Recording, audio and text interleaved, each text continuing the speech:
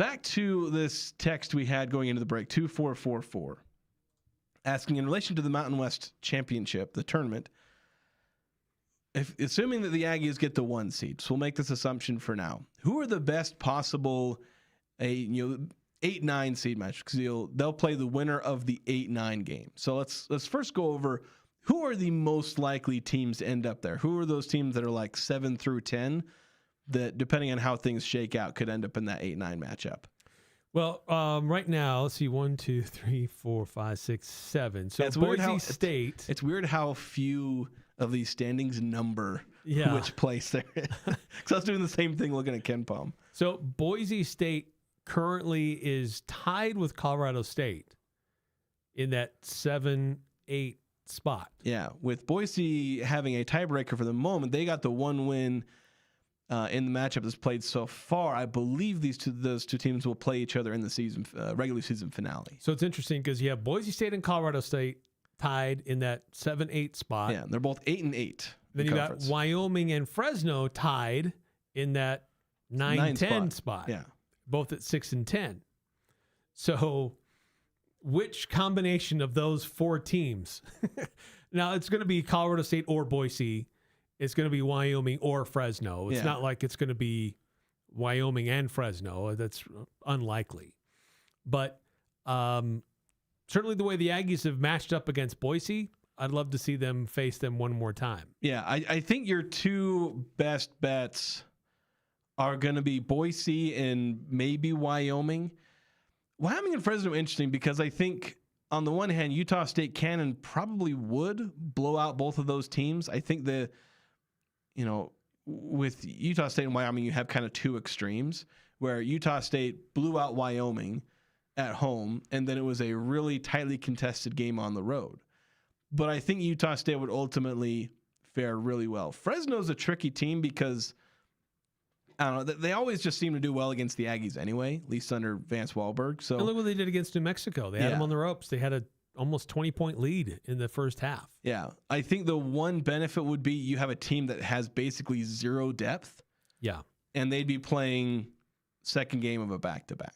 True. That's something that could help them because Fresno State, they have often put the scare into teams in the first half, and they always fade down the stretch. Basically, the one time they didn't, they beat UNLV. But they pretty much always fade down the stretch and can't complete the games because they lack depth. They get tired, fatigued, can't keep things up. And with Utah State, you like playing them on the second day of a back-to-back where you've had rest and they don't. So here's how each of those 4 teams kind of finish their season. They all have 4 games left.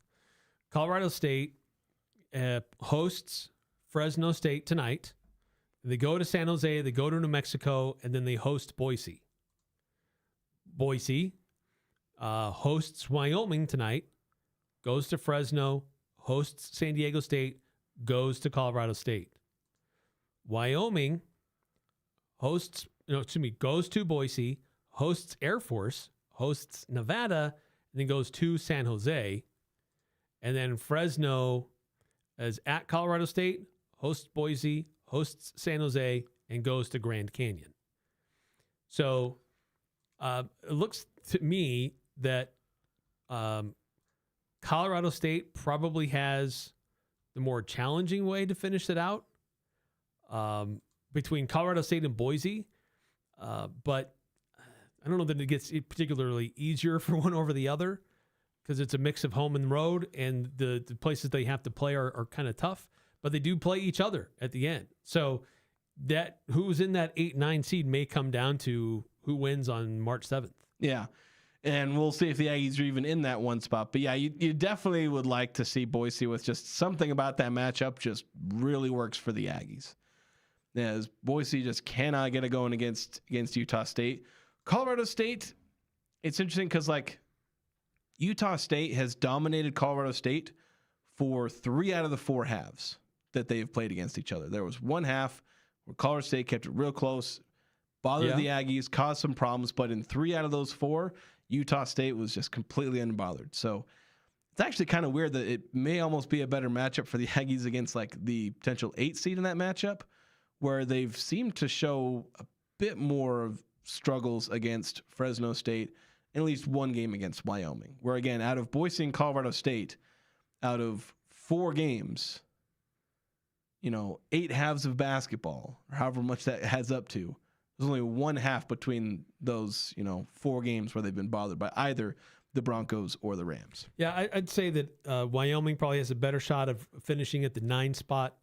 Colorado State, Boise, I don't know. I mean, it's about a coin flip there, who ends up in the 8 spot, because one of those is going to move up to the 7. But of all that, Utah State's played well against any of those teams. One of those teams did have a really strong half. Yeah. One half. Wyoming played the Aggies tough for a good stretch for one of the games, but there's still a lot that's going to move in these standings between the next week and a half here, because there's so many close games, so many close positions. San Diego State and New Mexico, they're both 12-4. Nevada and Grand Canyon, they're both 10-6. Boise State and Colorado State, they're both 8-8. Wyoming and Fresno, they're both 6-10.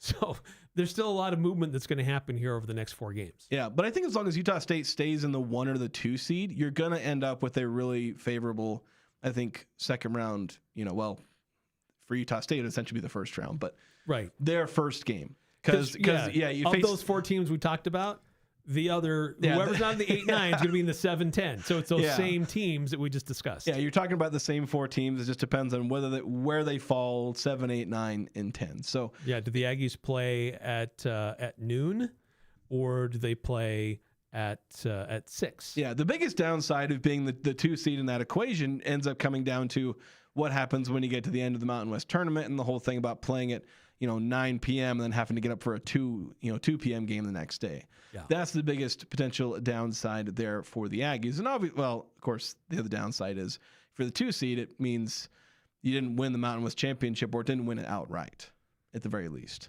Right, and it means you've got a few, more challenging games on your side of the bracket. Especially that 2-3 matchup, though. I think the 4 seed, 4 seed in the bracket is going to be, one of San Diego State, Grand Canyon, Nevada. Yeah, probably either Grand Canyon or Nevada, to be honest. Right now, since that's how it would look. Since the top 3 are 2 games ahead of 4 and 5. Yeah.